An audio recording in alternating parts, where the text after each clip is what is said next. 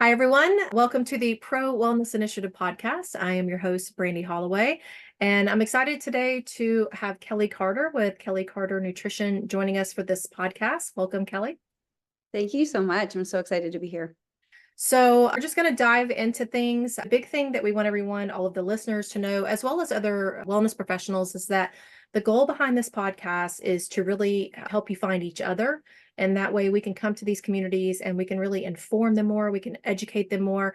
I really want them to know that they have options, that they do not have to go with these cookie cutter options. So, that being said, what got you into nutrition? Why is this so important to you? It's a great question. I started getting really into nutrition and wellness in grade 12. The story that I like to tell is, are you familiar with The Biggest Loser? That show? Yes. So that show, I was watching it and it was just mind blowing to me, how quickly someone could transform their health, which is what was promoted by nutrition and working out. Now, a couple of years later, I realized how not sustainable that was and probably slightly dangerous.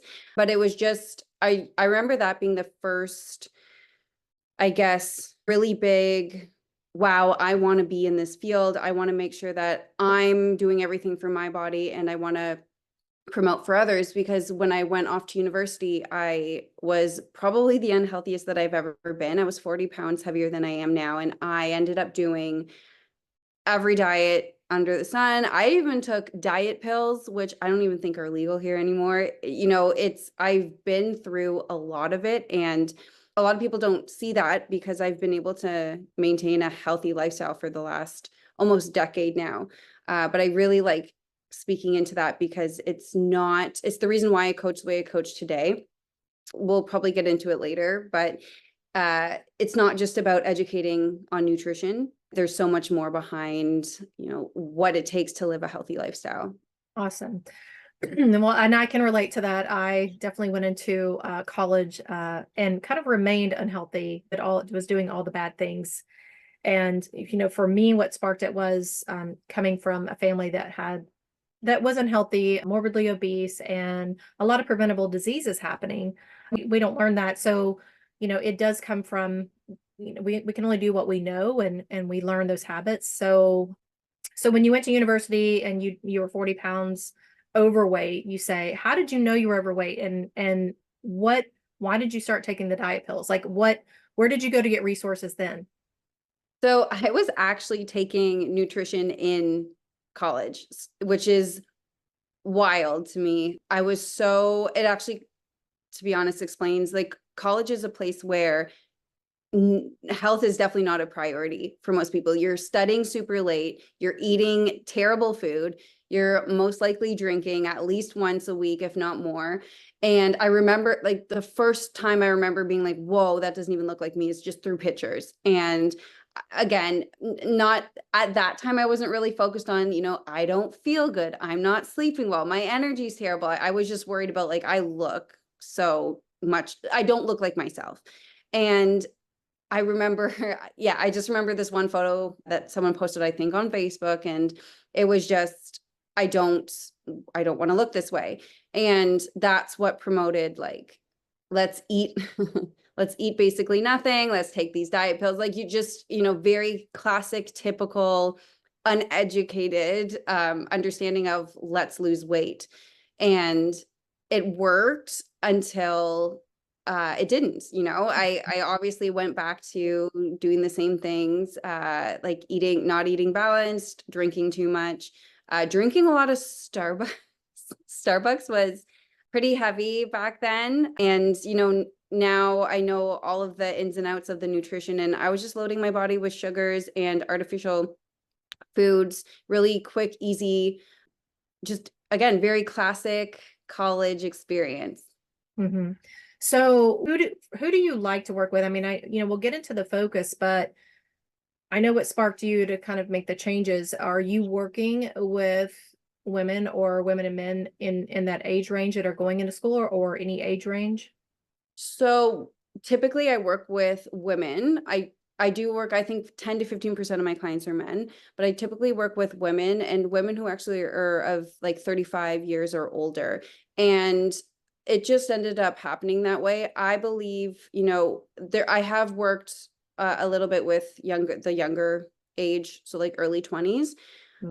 It's not a real big priority, I find, for a lot of people. Honestly, after they have kids and they're realizing, one, I don't identify with myself anymore, and two, I want to be healthy for my kids. That's what I'm noticing. Or when we get into the perimenopause and menopause stage, because that's also a place where our bodies are changing and we genuinely don't understand what's going on. We aren't really changing anything, and yet we're gaining weight or feeling all these symptoms. So typically the age of like over the age of 35 to about 70. My oldest client was 89. He decided it was time for him to start eating healthy, and it was such a wonderful time working with him.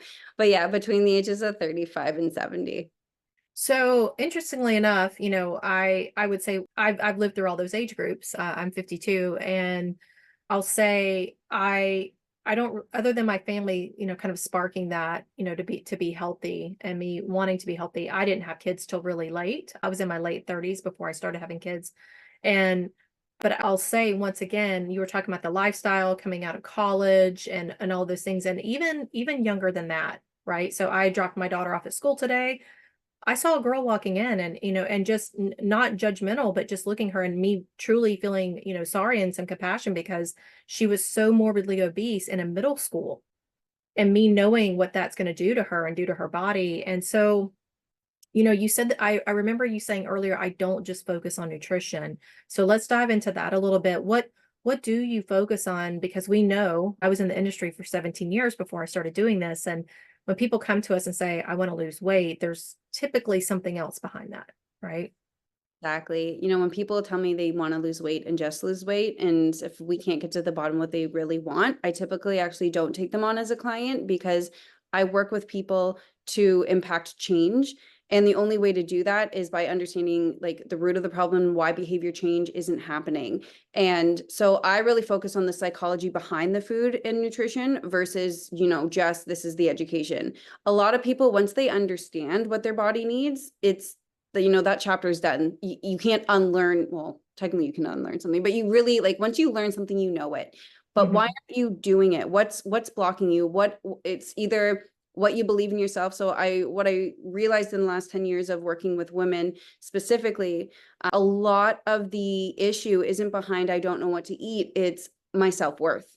And that's a huge reason why so many people don't follow a more balanced lifestyle, is because it really comes down to what they deem themselves and like how they're putting their self-worth on. And the other thing is their environments. People's environments are who they are. So if you don't change your environment, you're not going to make impacting lasting change in your overall lifestyle. Yeah. So those are the few things that I focus on more than anything. Because again, information is cheap. There's so much information out there. You can definitely, I mean, it would take a little bit of time because, you know, the internet's the internet. There's a lot of information out there on how you can eat well. And my question and what I do as a coach is, how are you going to do that? How are you going to change your lifestyle? How are you going to re-identify yourself? And it's not an easy task. Hmm. Yeah. I love that you said information's cheap. And I think, I think just take it a step further, it's just completely overwhelming for a lot of people that don't have any background, don't have any education. Sitting there and asking them, if you're looking at a plate and you're looking what you're consuming, not only do you know macros, or maybe protein, carbs, and fats, fiber, and those things, but also how is this actually making you feel? Right. And, just kind of look, and why are you eating? Are you even actually hungry? Are you filling a void? And, I love that you talked about, of course, I guess just touching on moms, being in that age group as well, is that we put ourselves last. So, we're typically, especially if you're working a full-time job, if you're working a 9 to 5, you're taking care of the home. And I know that's an antiquated idea, because I do feel like a lot of men are stepping up in the household, but still, let's be honest, the women are typically doing a lot of that work. And so I think that, I still have days. I still have days, if I don't mark my little alarm to go off, that I'm like, oh, I just went 5 hours and I didn't eat anything, or 6 hours and I didn't eat anything, or some of us go all day. I don't do that because I get hangry, but just doing that. So, like you were talking about that change. And so let's kind of slide that into, one of the things I love discussing are, there's a lot of information, but there's also a lot of misinformation. There's a lot of myths. There's a lot of scams out there. So for you personally, what's one of those things that just really gets underneath your skin because it's floating around and it's a myth or misinformation floating around about nutrition? Oh my goodness. I mean, there's so many out there. Yeah. Really frustrating. I think at the end of the day, we overcomplicate nutrition so much. And yes, there is a ton of misinformation out there. So what I say in general, because again, everybody's body's different, and I think that's the biggest issue is I don't work with absolutes because every single body is different and everybody's lifestyle is different. So who am I to say that you should drink 12 glasses of water a day, or you should go keto or paleo or Atkins, whatever it is. In my opinion, like the myth that I it drives me crazy is like that diet foods or diet drinks are better for you. Now, yes, in terms of if you are loading up on high sugar, high fructose corn syrup drinks, and in your place where you are in your life, there's no way that you can go from like drinking all the sugar to absolutely drinking water and that's it. Like you are not doing that. Then yes, the diet drink is a good step. And my suggestion to everyone is keep going towards like the natural, like just water, or even like some natural juices to flavor your water. There is no, and again, real food is always going to trump anything that's man-made. That is my end all be. That is my one absolute. If it's a real food, like I get so upset or just like so internally frustrated when someone is telling me that, you shouldn't eat potatoes because potatoes are high carb, but they're drinking a diet soda. I'm like, it's just potatoes are real food. Yes, they are high carb, but they're real food. Your body knows what to do with potatoes.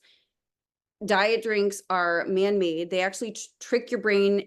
Well, they trick your gut biome, and then they trick your brain into thinking you're getting the nutrition that you need, but then you don't. And then later on, you mentioned like you get hangry. Like that's actually, it's causing that like, I didn't get the vitamin C or the minerals that I thought I was getting from this diet drink because there's 0 calories, zero everything.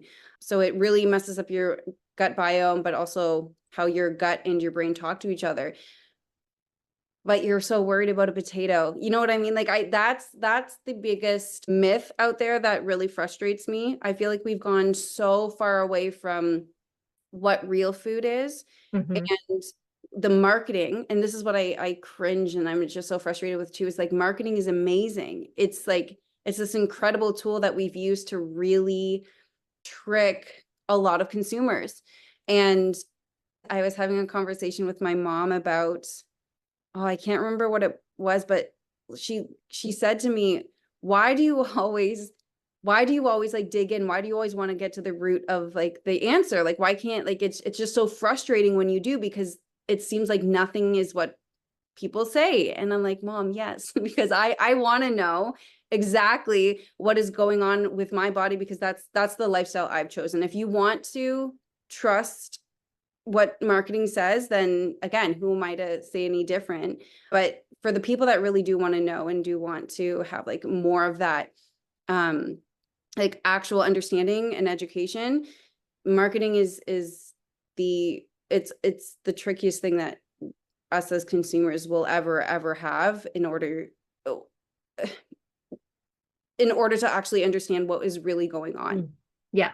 Well, I'll tell you, I agree with that 100%. That's why, I own a marketing agency, and one of the things, we don't represent products typically, unless there's, it is a individually owned product. And the other thing is, it's the kind of thing with marketing. I was having a conversation. We went grocery shopping yesterday. My daughter they're all crazy about these blue hot Takis or hot Cheetos or hot, all of those flavors. And I'm like, look, I'm not going to give you a complex about eating these because I get it. Like, It's like if you're really hard on your kids and you restrict everything that their friends are eating and they feel like they can't do it, my concern would be they would go do it a lot more when they're older, right?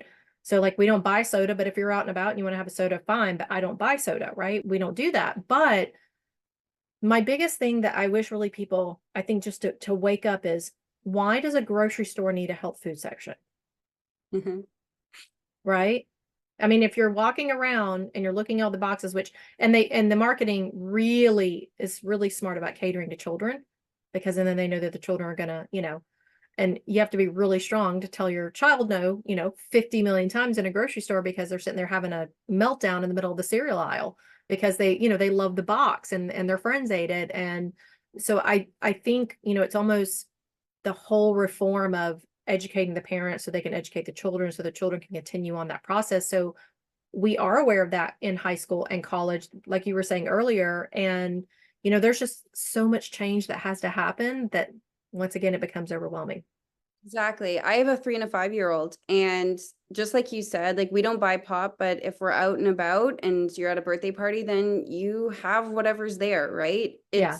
I really, I want like, again, my vision of what like I want to do for the world is I want to educate you, and I want you to relate how you're feeling and how you're looking and how you're doing, because the average person who's living in North America is not happy, right? And my one claim to fame right now is like, I'm going to die one day, and I want to do everything that I can in order to serve as many people as possible and live the best life that I can. My like if you are educated and you understand what's going on and you still choose to eat that way or do those things, then my biggest ask is you don't complain if you get sick to me, because Love then, that. but because then like you get to choose to do whatever you want. I agree with, you have to be educated properly, and then you have to know like I'm going to continue eating this way because I'm choosing it. I Right. know what it's going to do to me, and I'm taking responsibility of it. That's how I wish the world was, because I've worked with so many, not so many, because I don't like working with young children, because I'm very much like what you said. I don't like, again, the psychology around food is so intense that I don't want to ruin anyone's life, like psychologically, or create Mhm. eating dis I do not work with anyone with eating disorders, mostly because it has nothing to do with the food. It's something, again, psychological. But I've worked with a few families where this 8-year-old had fatty liver disease. Her mom genuinely believed that fruit punch was fruit, and like fruit roll-ups and all of that. Like, so the very, very high concentrated, high fructose corn syrup. She was a wreck. And it's just like, I remember that was years ago that I saw that, way before I had kids. And I just thought like, I don't care how hard it is. I'm going to make sure that my kids understand and make at least my environment as clean as possible, because I don't want to feel the way that this mom is feeling. It was like, I don't want to start crying right now, but it was so heartbreaking back then. And I just think about like, she was so uneducated. She really didn't understand what she was doing. And now her daughter is going to be living with this issue for hopefully a long time. Like, so you know what I mean? But like, it's just one of those things where it's not about shame. It's not about guilt. It's not about anything other than like, let's get educated. Let's really understand. And let's understand what it takes to change. It's a cultural change, really. Yeah, agreed. What else would you want women specifically over 35 that you typically work with?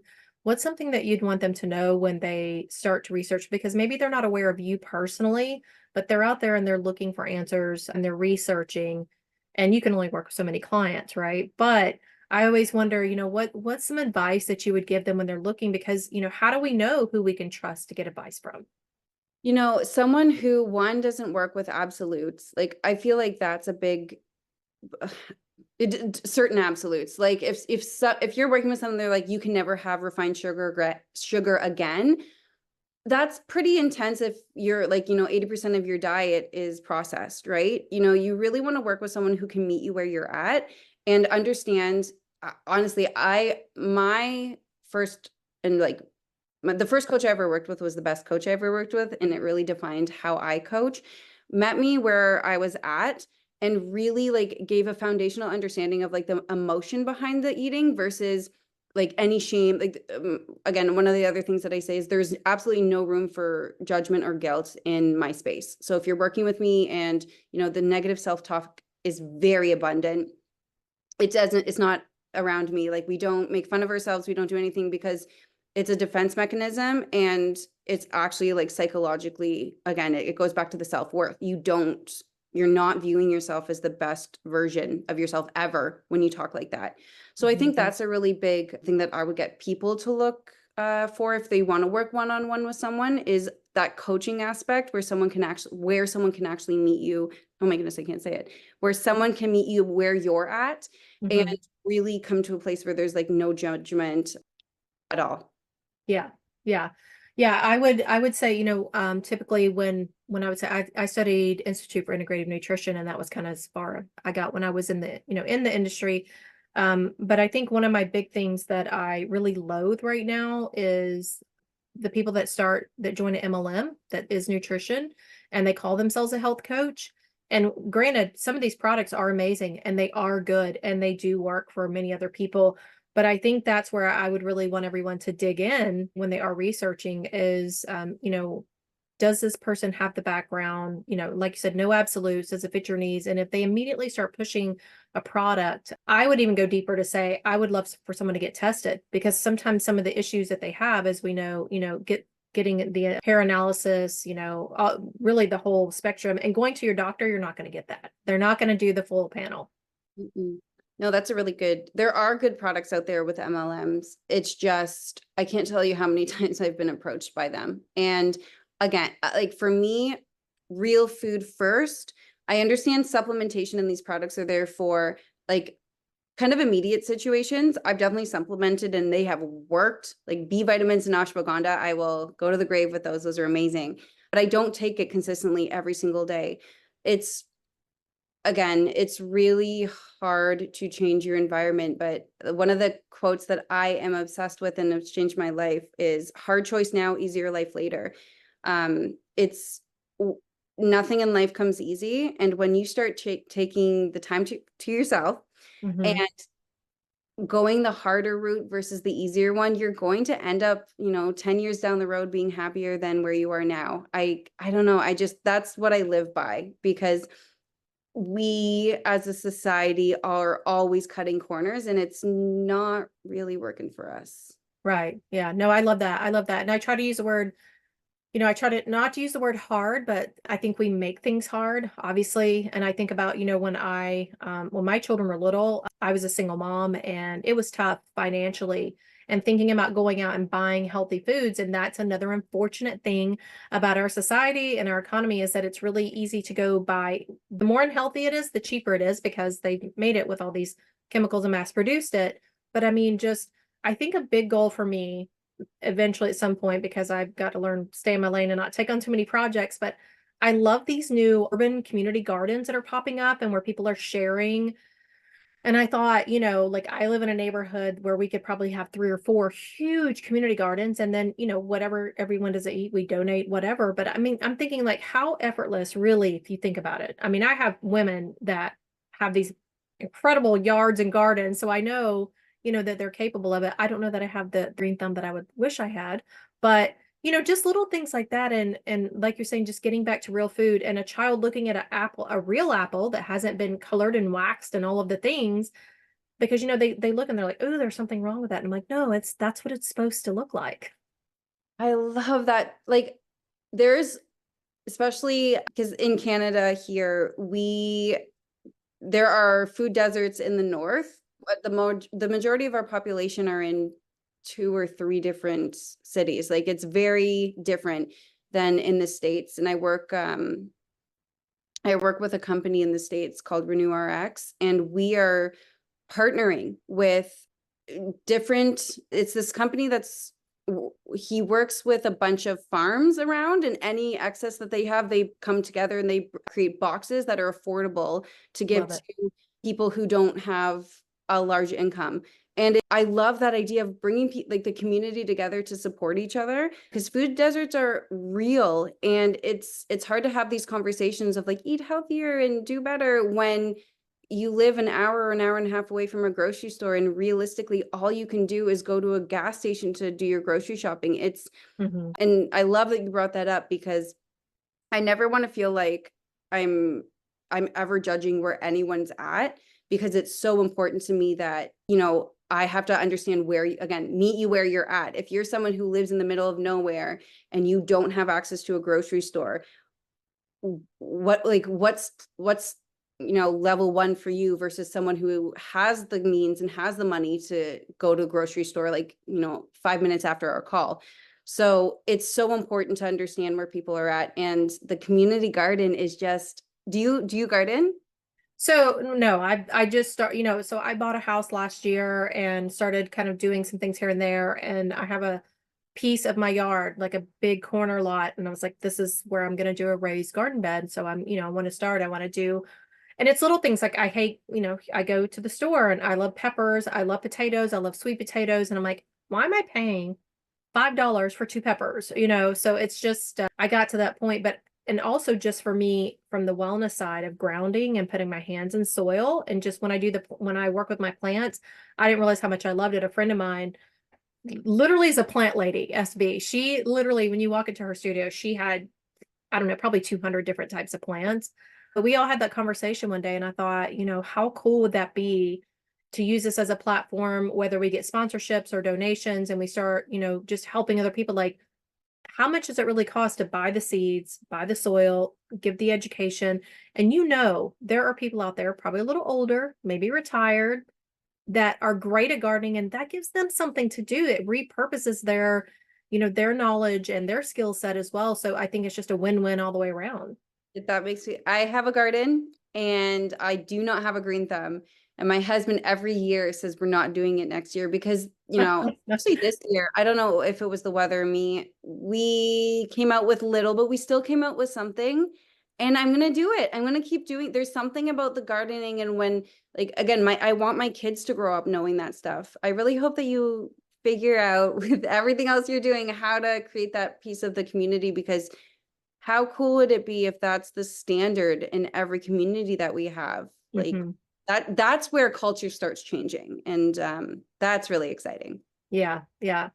Yeah. So I'll keep you posted. We'll see. I do know some people that are interested in that. So, it's something I've learned by studying human design the last 2 years too, that I'm a manifesting generator. So I love the ideas and I can create the strategy, but then executing it, I try to take on too much. So I've learned to put on the brakes with that.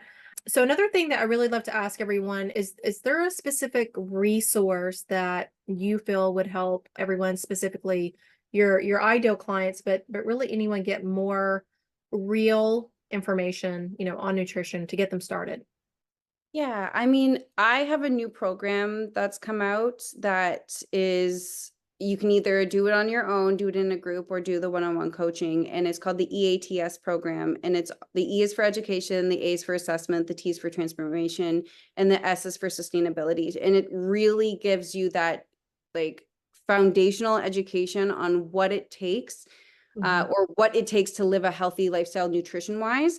And then with the assessment, we assess, okay, what's your environment like right now? And what are your habits like right now? So we kind of get to, like, the real meat of the issues that you're having on why you haven't been able to actually execute on this healthy lifestyle. The transformation is like, how do you break this down in sustainable steps? And then again, sustainability, it kind of ties everything together.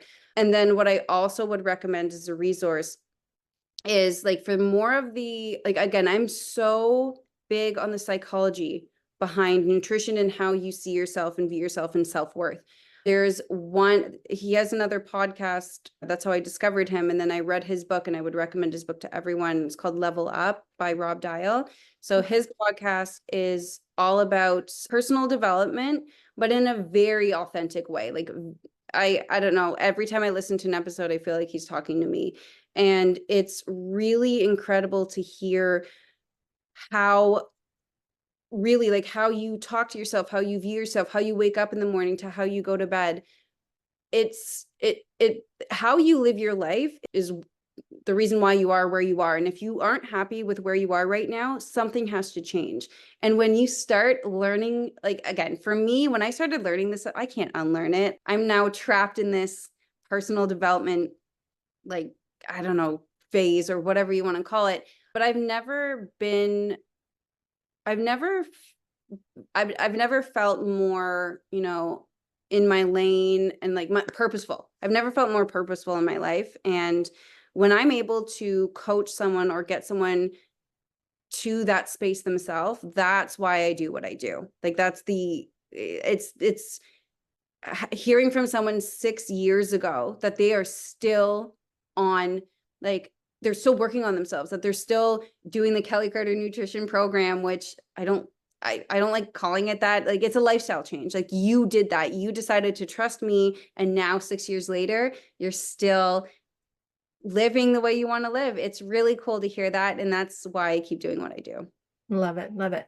Is there anything else that you would want to leave everyone with that's listening, and also tell them where they can contact you and find you? Yeah. I mean, at the end of the day, it's all about how you see yourself. And uh, the biggest thing that I work on with my clients and what we find is the reaction to other people around them. So if your family is really harsh and judgmental, that is one of the toughest things to get through. You either have to have a sit down with your family, or you do have to figure out how to keep proper distance in order for you to be able to change. People don't like change. People get really scared of change, and finding an accountability partner to help you through that when you figure out, it's my family or it's my friends keeping me from actually becoming who I want to become, that becomes really important, that accountability person. Where to find me on social media, Facebook, it's all Kelly at Kelly Carter Nutrition. And like I mentioned earlier, the website is renewrx.health. And that is we're a service that works with, right now, women with gestational diabetes on, again, education, one-on-one coaching, understanding what's going in your body, what your blood sugars are doing, and how to change and modify where you currently are so that you feel the best you possibly can. And we've had so much success already with that program. I'm so excited to even share that here today. Amazing. Well, I love everything that you shared today, and I'm going to go check out Level Up as well, because I love finding new resources, and I'm a personal development junkie, and I'm proud of it. So I love all of those things as well. But Kelly, thanks for joining us, and hopefully we'll be seeing you again. Maybe with some of our webinars, workshops, or conferences that we do in the future. But it was a pleasure having you on the podcast today. I would love that. Thank you so much.